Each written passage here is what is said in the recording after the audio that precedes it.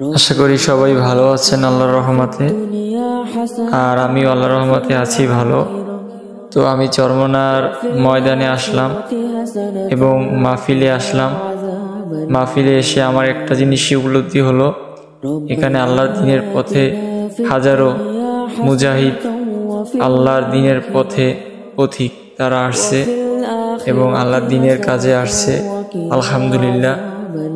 আর আমি প্রতি বছরই আসি এবং জুমার নামাজ আদায় করি এবং একটু বয়ান শোনার জন্য বসি। এখন আমি চলে যাচ্ছি বরিশালের উদ্দেশ্যে।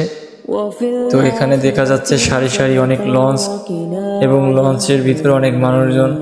তো বিশেষ করে যারা নদীপথে বরিশালের উদ্দেশ্যে আসেন, চরমনায় আসেন, তারা এই কীর্তনখোলা নদী এই পাশে সব লঞ্চগুলো রাখেন, আর ওই পাশেও অনেক ট্রলার লঞ্চ আছে।